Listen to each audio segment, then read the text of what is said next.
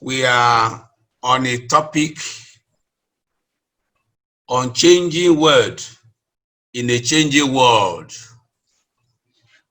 On changing word in a changing on a changing world. From this topic, there is an unchanging word and there is a changing world. We want to see what happened between the two sentences, the unchanging word and a changing world. The unchanging word in a changing world is the Bible, the Word of God. Because of the time we have, I will have gone to introduction and many other things to tell us how come about the word. But I start by going to the book of 2 Timothy chapter 2 verse 15. 2 Timothy chapter 2 verse 15, which says, "Study to show yourself approved unto God, a workman that learn not to be ashamed, but rightly dividing the word of truth." From this place, everything that we want to say here about the unchanging word, they are the truth that are be established in the Bible, otherwise known as the doctrine of the Bible. As Christians, there are things that we must believe according to the Bible, and we must practice them. In Christendom today, about three things are going on. I take that as I'm going to say now as introduction. We practice what is called tradition in our churches. We have policies in our churches, and we have the doctrine of the Bible in our churches. The traditions are the things that we normally do. This is the way we do things. We usually do things. But the policies are like, this is how we must do it in our own church. The third one, which brings everybody together, is called the Bible doctrine, which is how God wants us to do it. And that is the unchanging word that we want to look at today. Tradition and policy can change, but the unchanging word can never change, which is the doctrine, the word of God. That's why Timothy is telling us that we should study to show ourselves approved unto God, a workman that learneth not to be ashamed, but rightly divided the word of truth. The Bible. According to the book of 2 Timothy chapter 3 verses 16 and 17. 2 Timothy chapter 3 verses 16 and 17. It says, "All scripture is given by inspiration of God and is profitable for doctrine, for reproof, for correction, for instruction in righteousness, that the man of God may be perfect, thoroughly furnished unto all good works." That is the reason why we have the unchanging word. The unchanging word that we are talking about, the Bible, is meant for us to receive doctrine, the doctrine that can reprove us, that can correct us, that can instruct us in all righteousness. It's an inspiration of God. It's given to us by God himself. It's not an ordinary framework of man. That is why tradition can change. That's why policy can change, but the doctrine can never change. This Bible we are talking about, it comprises of 66 books. And these books, we have 39 in the Old Testament and then 27 in the New Testament. We believe strongly in both the Old and New Testament. We believe strongly in both Old and New Testament as the complete word of God. We are teaching you this section at these 2 days to let you know that both the Old Testament and the New Testament, we believe them and they are the word of God. Nothing should be added to the 39 in the Old Testament and 27 in the New Testament, which is 66 altogether, and nothing should be subtracted according to Revelation chapter 22, verse 18 and 19. Revelation 22, verses 18 and 19. Anyone that takes out of it, the Bible has a verdict for such a fellow. And anyone that asks to read, the Bible has a verdict for it in that Revelation 22, 18 and 19. This Bible revealed to us 4 major stages. The Bible we are talking about revealed to us 4 major stages. Number 1, the position of man to God and the fall of man. All we are going to tell you within these 2 days are in 4 stages. And today, by God's grace, we are going to consign ourselves with 2 stages. And by God's grace, on Friday, other speakers will speak about the rest 2 stages. But the 2 stages we are going to measure today is within stage 1 and 2. Stage 1 is about our position to God as man and how man fell in the Bible. And secondly, the way back to this God through salvation. All we are going to teach you this very hour is basically on those 2 areas. How we are related to God, and how God wants us to be, and how man fell away from that position, and then how can we come back to God? And what are the things we need to keep in touch with us that can make us to remain with God before we go to stage 3. Stage 3 is telling us about the woes and the sufferings that await all sinners that refuse to repent. By God's grace, on Friday, you will hear more about the end time, something that is going to happen. Sinners that refuse to repent now, there are some repercussions that are coming to them. You will hear more about that on Friday. That is why you should not stop keying into this lecture on Friday. And also that day you will hear more by God's grace about the everlasting joy that awaits all the born again souls. So if we are born again, there is a joy that is awaiting you and me. These are the things that the entire Bible comprises. 66 books, 39 in the Old Testament, 27 in the New Testament. But in the entire 66 books, they all reveal to us 4 stages. Stage 1, our position to God and how we fell from the position that God placed us at the beginning. And how, number 2, is how we regain it back through salvation. The position that God has placed us, which man fell from. By His grace, we gained it back. You will hear more how we managed to gain it back. Then, number 3, which we hear more on Friday, is the sufferings that is awaiting all the sinners that refuse to repent. While finally there, you are going to hear more about the everlasting joy that's awaiting all the born again. May the Lord bless you in Jesus' name. Now, one of the things that I want to deal with as and your changing world in this changing world today is the issue of holy matrimony, Christian marriage. I'm going to limit myself to Christian marriage because we have different types of marriages. People call them marriage, but as to we who are Christians, who are following the Bible, we have what is called Christian marriage. And I want to limit myself to only Christian marriage because I'm not after other religious marriage or other type of marriages. But in Christian marriage, we are talking about the Bible.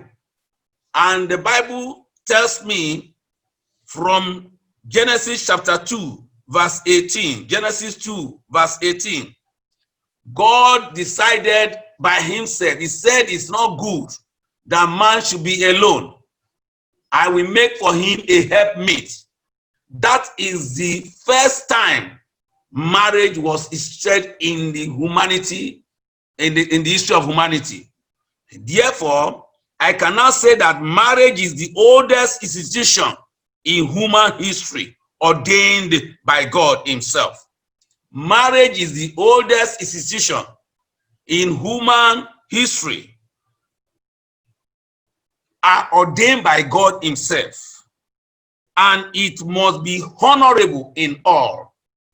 According to Hebrews chapter 13 verse 4, Hebrews 13:4, it says marriage is honorable in all and bed undefiled, but womonger and adulterer the Lord will judge. When we talk of marriage as the oldest institution, the first institution so ever in human history, it must be honorable. It was established by God himself in a honorable way. Man was alone, no helpmeet. God decided to make sure that he gets somebody who will be a helpmeet for man. God will have taken animal to be the wife of Adam. God will have taken just a species of fish to come and be the wife. God will have decided to say, okay, monkey, come and be the wife of Adam. Never. God made up his mind to make it a honorable way. He said, come, let us give this man a helpmeet.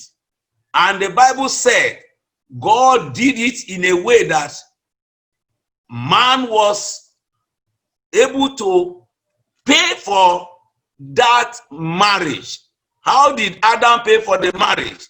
Adam surrendered his rib. God made Adam to sleep and then took one of his ribs and formed a woman. And when the woman was brought by God himself, it was God that brought the woman to Adam. Immediately Adam saw her. Adam said, oh, this is the bone of my bone and the flesh of my flesh. She shall be called a woman. And they became one immediately. So marriage was honorable. Unlike what people are doing today, that many men are keeping ladies in their homes without doing the normal thing, without taking normal process. That is not marriage. Your marriage must follow biblical principle. It must be honorable. There are some of you, your wife in your house, you have taken her as free person who you can use. No, you have never done the right thing. There are things that you must do before you know that you have a wife. Adam surrendered something to get something. There are things you must do to make sure that you become a husband who can say, I have a wife in the house. And that is why it must be honorable. Not that those of you that you are unmarried, you continue going about looking for girls, pregnate them, and then you say, I'm now a man. No, you must do the right thing according to the Bible. Marriage is a union between a matured male and a female, as husband and a wife. Matured male and female, unlike small babies that are flirting about. No, marriage is not for children. Marriage is for the matured people. Somebody who can control home, who can manage a house, somebody with job. You cannot go into marriage when you have no job. You cannot go to marriage when you have no income, nothing to rely upon. You cannot take the wife and then two of you be suffering in the house. You must become matured in many areas. Financially, you must mature. Age-wise, you must mature. Intellectually, you must be matured. Emotionally, you must be matured in many, many areas. I pray the Lord will help us in Jesus' name. This will take us straight to the Bible because we want to know what is real marriage. Marriage is spelled out in the book of Matthew. We will go straight to the book of Matthew chapter 19. There we know what is called marriage because that place is very, very important. What is marriage? Let's see the book of Matthew chapter 19 from verse 3. We will start to study from verse 3 quickly. The Pharisees also came unto Jesus, tempting him, and saying unto him, is it lawful for a man to put away his wife for every cause? And Jesus answered and said unto them, have you not read that he which made them at the beginning made them male and female? And he said, for this cause shall a man leave his father and mother, and shall cleave unto his wife, and they two shall become one flesh. Wherefore they are no more two, but one flesh. What therefore God hath joined together, let not man put asunder. We'll stop there first. From the place we read, what is marriage? Marriage is in verse 4. It says, and he said, answered and said unto them, we have not read that he that made them from the beginning, made them male and female. Marriage is between a male and a female. As I said earlier, marriage is not between two men. It's not between two females. As people are practicing today, in the changing world, people are changing the issue of marriage. As Christians, we should never allow such a thing to happen in Christendom. A male and a female. The Bible did not say a male and females. No plural. A male and a female. Singular. One man, one woman. Anything out of that is not a marriage. When you have seen a man who has gotten a wife at home and you as a girl, you want to go and marry the man, you are going contrary to the norm and the law of marriage. You should not put your head to such a home. A man and a woman formed what is called marriage. And the Pharisee that asked question from Jesus, the Bible tells us in verse 3 there we read that they were tempting him. That means that they knew the right thing. They knew what the Bible says about marriage, but they deliberately went to Jesus to ask from him that is it lawful, is it right for a man to put away his wife? Here, from this place, we could see that issue of divorcement in marriage is not acceptable. You cannot divorce anyone whom you have married. Bible did not support it. And it is clear that marriage, as I teach people, marriage is a school where you don't graduate. You can graduate in other institutions, but the decision of marriage, when you enter the decision of marriage, you don't graduate until death do you part. So death is the only one that can put an end to marriage. If there is no death, whatever may happen, whether you are suffering there, you have to endure. You have to pray. There must be solution. Whatever that you are passing through your marriage today is a school. You are learning more and more. You can't graduate from it. You will continue to learn until death do you part. So marriage is an institution where you don't graduate at all. Therefore, before you enter the school of marriage, you need to be matured and pray well and make sure that you do the right thing. And that was why when Jesus Christ was to answer them, he answered them correctly. But furthermore, today people are saying much about issue of divorcement in marriage. How can you continue to endure suffering? How can you wait? And when something's happened to you there, people are friends and relatives, they are advising you, you better quit the marriage. Let me tell you, the issue of divorcement doesn't come. You can say, okay, the court, they will let us go to the court. No. Marriage is not joined by human being. It's a sacred entity. It's something God himself instituted. Everything called marriage is being done by God. So when you enter it, you have put God in between. Before you can quit the marriage, you consult God and God will tell you that you have to. But I believe that God who has said his word, forever, O Lord, thy word is settled in heaven. When you are joined in marriage, you don't go out of it. It's a school where you don't graduate. But the Pharisees started to push Jesus more and more. They asked him in verse 7 again, that Matthew chapter 19 we are reading. In verse 7, and they said unto him, why did Moses then command to give a writing of divorcement and to put away our wife? Then Jesus answered them sternly, and he said unto them, Moses, because of the hardness of your hearts, suffered you to put away your wives. But from the beginning, it was not so.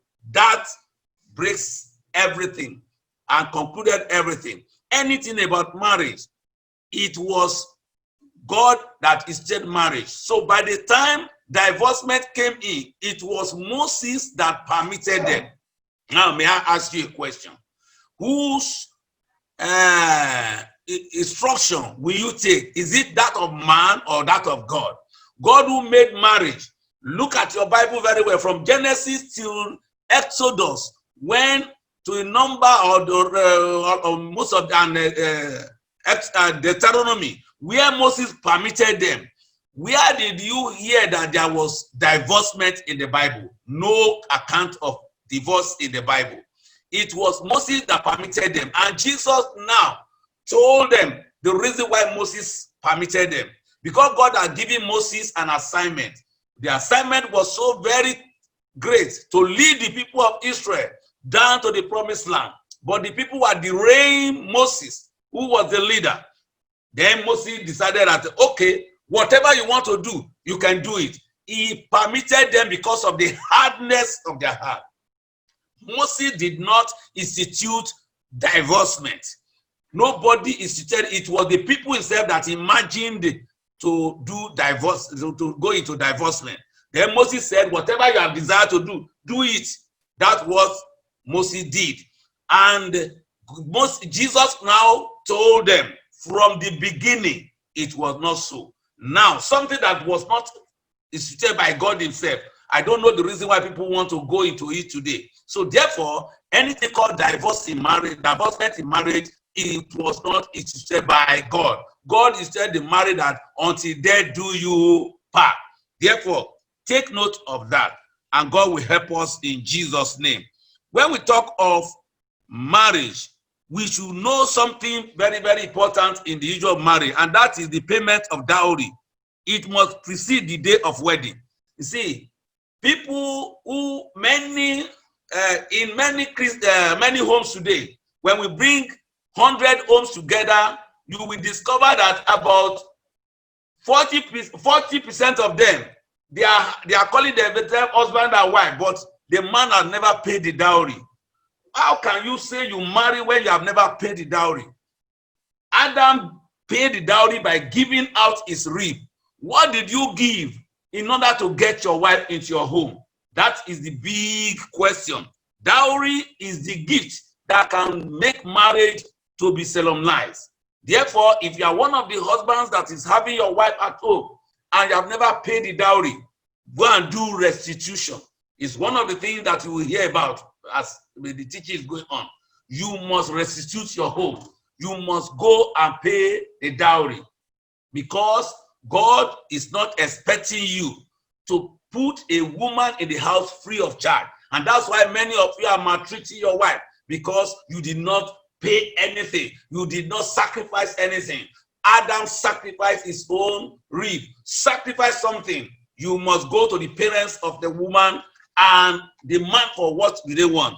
Then settle that one. It is then the blessing of the marriage will be upon your family. I say today, as you restitute, God will hear your prayers in Jesus' name.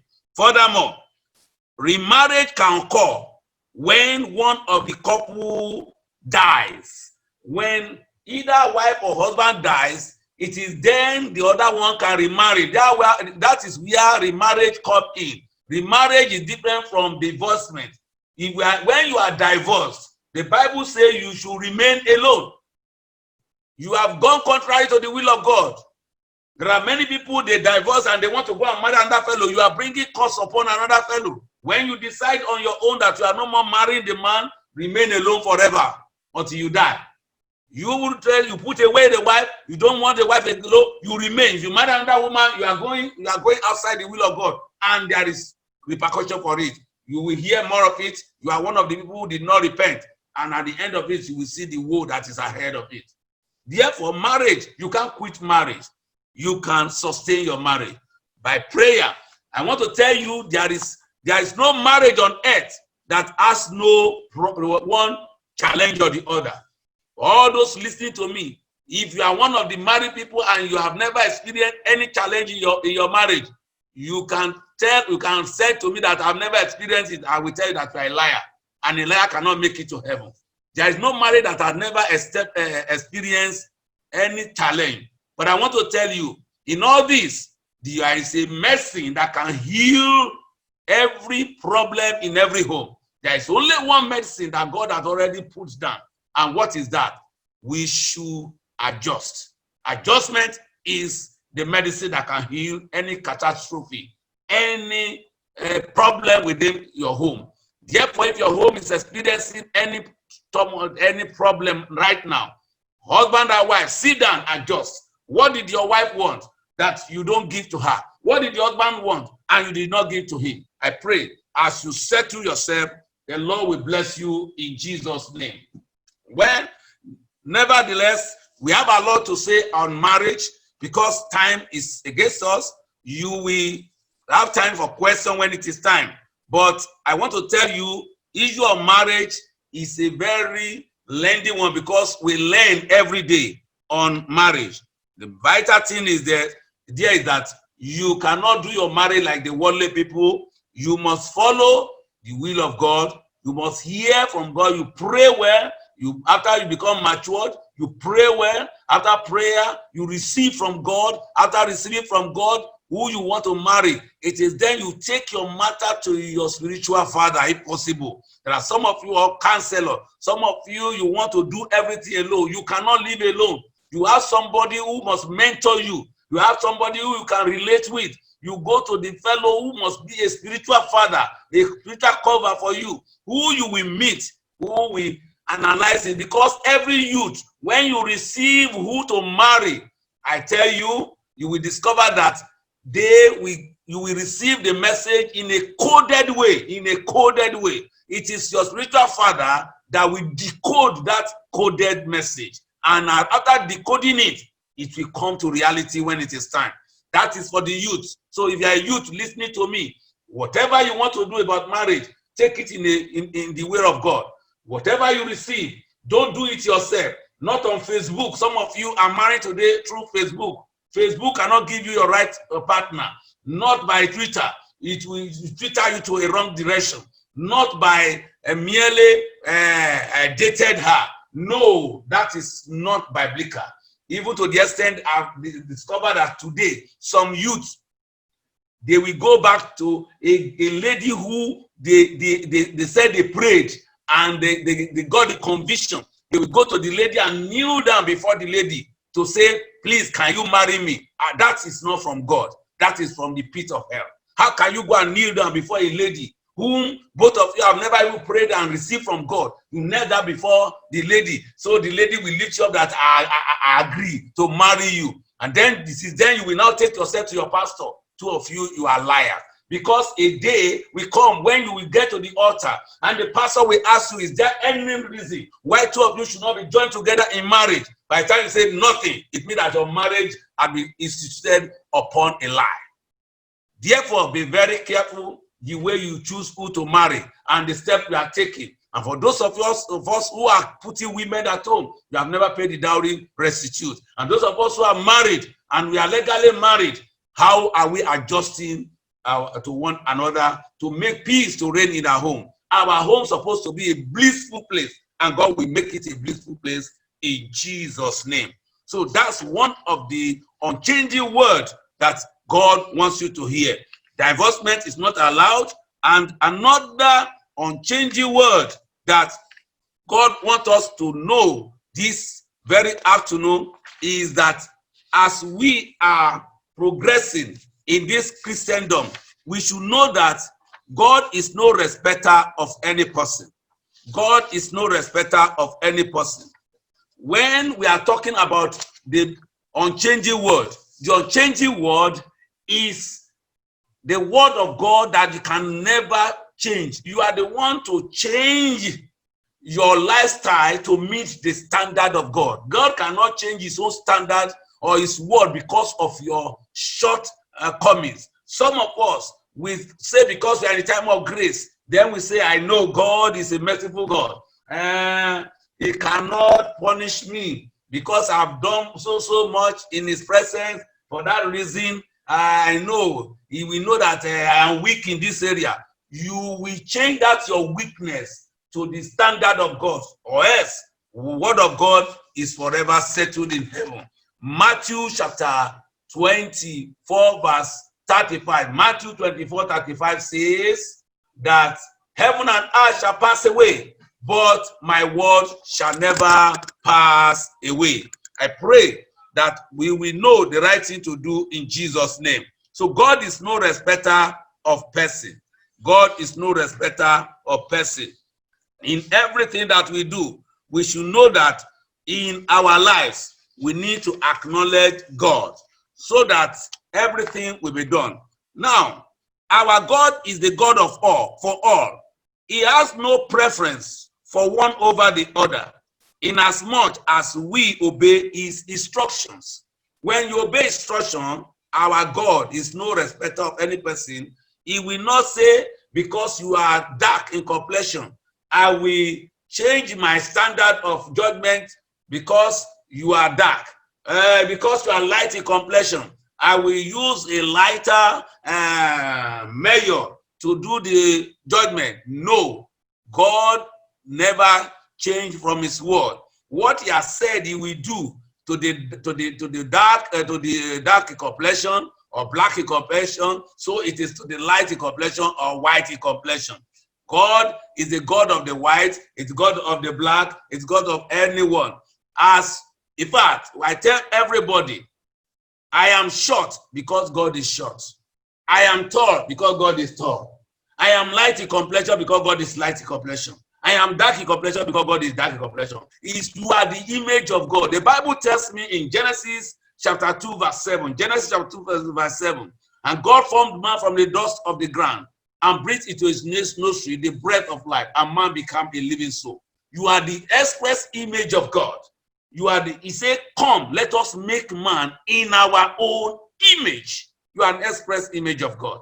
So whatever you see, you become how you are today. That is how God is. Don't see yourself that you are different, or God is wicked to make you who you are. No, for you to be in Nigeria, it is God's doing. For you to be in another country, it is God's doing. Therefore, God is no respecter of any person. I pray that as we do everything to do the will of God and obey his instruction, he will have mercy on us in Jesus' name. His instructions are standard for all. What the government, the judgment is going to met on sinners in Nigeria, the same judgment is going to do for those in America. The judgment is going to use in Australia, the same judgment is going to use in Cameroon. There is no preference. God will use the same standard all over the world. You can't tell me because you are in a certain country, so that is the reason what God will use to judge you. You are a liar. A liar cannot make it to heaven. You cannot say because I am living in the cold weather, so that's why I want to remain a liar. No. Or I'm living in a hot weather, that's why I want to remain a liar. No, a liar cannot make it to heaven. That's what the Bible said. Therefore, be holy as your Father in heaven is holy. Holiness is a standard. The same thing, every instruction of God is a standard. Therefore, keep to the standard of God. The standard of God is for all. According to Deuteronomy chapter 10, verse 17, you can write it down and read. Deuteronomy chapter 10, verse 17, and also Acts of Apostles chapter 10, verse 34. Acts of Apostles chapter 10, verse 34. And Romans chapter 2, verse 1. Romans chapter 2, verse 1. All these places are telling us about that God is no respecter of any man. He judges according to our ways of life in line with his instruction. Our God will judge everyone according to our way of life, our ways of life. If you are living a sin, God will judge you as a sinner. If you are living righteously, God will judge you as a righteous man. Therefore, our way of life should be according to the will of God, because his instruction is stable, is permanent. Don't go out of it. First Peter chapter 1, verse 17. He will judge everything according to the way of our life. First Peter chapter 1, verse 17. I want you to know so that God is no respecter of man, of any person, because the foundation of God is sure. The foundation of God is sure. It says in that 2 Timothy 2:19, 2 Timothy 2:19, it says the foundation of God stands up. He knows those belong to him. He knows those who belong to him. That makes me to remember one thing that happened from where I was brought up in Yoruba land and in western part of Nigeria. In Yoruba land, western part of Nigeria, in a place called Ilesha. In the entire Ijesha land, we have the paramount ruler there. The overall leader is titled the Owa of Ijesha land. The Owa of Ijesha land. And anybody from Ijesha land, anywhere you go, they call themselves the child of Owa. The child of Owa. But in a practical way, according to the standard, in the evening, Owa knows how many belong to him who will come under his roof. So if you just call yourself, you are a child of Owa, and you are not part of the children, biological children of Owa, if you go to the palace in the evening, they will chase you out. The same way, when you don't do what will qualify you to become a child of God, at the end of it, you'll be thrown out of the kingdom of God. I want you to know that after this lecture, you hear the next speaker is going to tell you that very, very soon, you will hear very, very soon from the next speaker, the way back to God. This God we are talking about, how man fell, and the way back to God. You need to make your way back to God, because God is no respecter of any person. And finally, I want to tell you that we need to live in the fear of God and righteousness. Finally, we need to live. We need to live in the fear of God. Every one of us, we need to live in the fear of God. If you are here hearing me and you are still living under the condition of your own, that I will do whatever I like, I want you to change your mind today. Because let us go straight to the book of Acts of Apostles, Acts of Apostles chapter 10, and read verses 34 and 35. Acts of Apostles chapter 10, verses 34 and 35. Then Peter opened his mouth and said, of a truth, I perceive that God is no respecter of persons. But in every nation, he that feareth him and worketh righteousness is accepted with him. My brothers and sisters, my listeners, God is no respecter of persons. In every nation, in every home, in every life, in every area, the Lord says he wants you to do what? He wants you to fear him and work righteousness. Everything about you must be under the will of God. Anything fall short of his righteousness cannot be acceptable. That is why I'm advising you, I'm encouraging you right now as you are hearing me, that God is no respecter of person. What are you doing? What are those areas of your life that you have been neglecting and disobeying God, disobeying the word of God, your changing word in this changing world? The Bible tells me in 1 John chapter 2, verse 16 to 17, 15 to 17. 1 John chapter 2, verses 15 to 17. Love not the world, neither the things that are in the world. If any man loves the world, the love of the Father is not in him. What are those things in this world? The lust of the flesh, the lust of the eyes, the pride of life. They are not of the Father. They are of the world. And verse 17 says, and the world will pass away with all of them.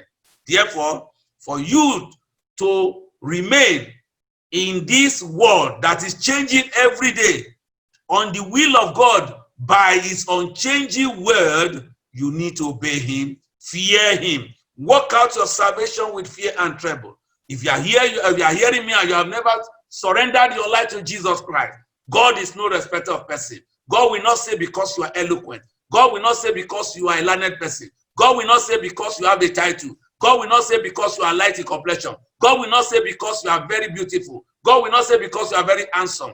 God will judge you according to his word. The soul that sin shall die. Instead of you to die, why can't you come to Jesus? He said it in Matthew chapter 11, verse 28.